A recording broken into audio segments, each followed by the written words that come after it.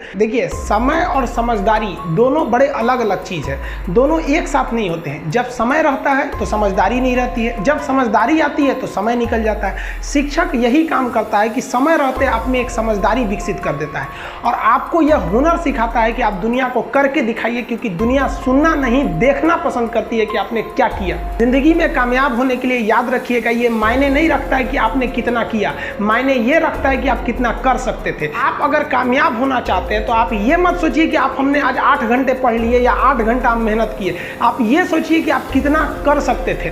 और देखिए, जो सपने देखते हैं उनके लिए तो पूरी रात छोटी पड़ जाती है और सपने पूरे करने वाले के लिए पूरा दिन छोटा पड़ जाता है। अगर आपके अंदर जिम्मेदारी है ना, तो आप यकीन मानिए आप चैन से सो नहीं पाएंगे।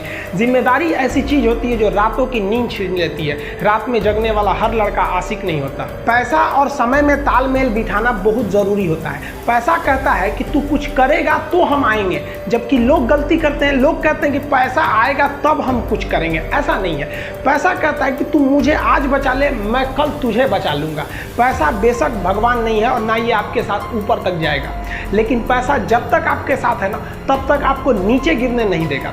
देखिए, पैसा जीवन में बहुत कुछ है, बहुत कुछ, लेकिन पैसा सब कुछ नहीं है। इंसानियत मायने रखने चाहिए। समय के साथ आप कभी खिलवाड़ मत कीजिएगा। दुख की बात यह है कि समय बहुत कम है, लेकिन सुख की बात यह है कि अभी भी समय है। लेकिन समय के पास इतना समय नहीं है कि आपको दोबारा समय देगा।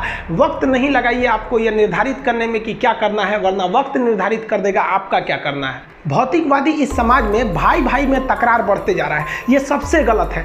रावण जैसा शक्तिशाली व्यक्ति हार गया क्योंकि उसके पास उसका भाई नहीं था, और राम जी ने रावण जैसे विशाल लंका के स्वामी को ध्वस्त कर दिया क्योंकि राम जी के पास उनके भाई लक्ष्मण का साथ था।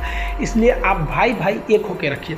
बड़े भाई का कुछ कर्तव्य होता है, आपको सबसे ज़्यादा त्याग करना पड़ेगा। बड़े भाई का कहीं पे भी, घर में कहीं पे भी पैसे लगेंगे तो ज़्यादा लगेंगे, मेहनत ज़्यादा लगेगा, सब कुछ आपको ज़्यादा करना पड़ेगा। ये दुनिया का दस्तूर है। और छोटा भाई है, उसे कभी भी बड़ों का सुनना ही पड़ेगा और आपको सुनना चाहिए। आपको भी एक बातचीत में एक लिमिट रहना चाहिए। बड़े को भी ये लिमिट रखना चाहिए कि हमें अपने छोटे भाई बहन को कितने लेवल तक डांटना है, लेवल से ज़्यादा नहीं डांटना चाहिए। और छोटे भाइयों और छोटे बहनों को भी याद रखना चाहिए कि हम अपनी ज़ुबान का इतना गलत इस्तेमाल ना करें कि बड़े भाई या माँ बाप को बुरा लगे।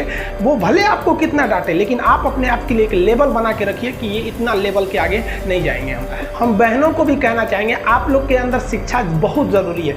आप कम खाइए, लेकिन माँ बाप से कहिए कि हम पढ़ेंगे पढ़ेंगे पढ़ेंगे। शिक्षा बहुत ज़रूरी है। शिक्षा बिना हर चीज़ अधूरा है। और आप जितनी भी लड़कियां हैं उन सबसे कहते हैं अपने अंदर थोड़ा बहुत कुछ सुधार लाइए। अपने आप को कभी दूसरे से कंपैरिजन मत कीजिए कि उसके पास क्या है, हमारे पास क्या है। आजकल ना ये गर्लफ्रेंड बॉयफ्रेंड ना एक ठो ट्रेंड चल गया, अजब हाल है भाई साहब। एक बात हम आपसे कहना चाहते हैं, मेरे पैसे से अगर आप मोबाइल खरीद लीजिएगा तो अल्टीमेटली इकोनॉमिक्स के हिसाब से उस मोबाइल पर अधिकार किसका होगा? मेरा होगा, क्योंकि पैसा मेरा है। तो आप सोचिए, आप बाप के पैसा से अगर लड़की पटाएंगे तो लड़की किसकी होगी इकोनॉमिक्स के हिसाब से? बाप के लिए। तो लड़कियों को भी कहते हैं कि भाई ऐसा लड़का को मत वैल्यू दो जो बाप की कमाई पे तुमको घुमा रहा है। और लड़कों भी कहते हैं जागो, अगर बहुत शौक है ना गर्लफ्रेंड बनाने का तो अपने पैर पे खड़े हो जाओ। जिस दिन पैर पर खड़े होगे ना, उस दिन समझ में आएगा ये सब चीज़ें फालतू चीज़ें होती है। कई लड़के बेचारे का दिल टूट जाता है, उनका शरीर एम्बुलेंस की तरह हो गया है, घायल दिल लेके घूम रहे हैं। अरे फालतू ये सब चीज़ें। जीवन में किसी के लिए आंसू मत बहाइएगा, वो आपके आंसुओं के काबिल नहीं होगा। और जो आपके आंसुओं के काबिल होगा वो कभी आपको रोने नहीं देगा। दिल टूट गया, गोली मारो यार। प्यार 24 कैरेट का था आपका, उसी की औकात नहीं थी जो खरीद सके।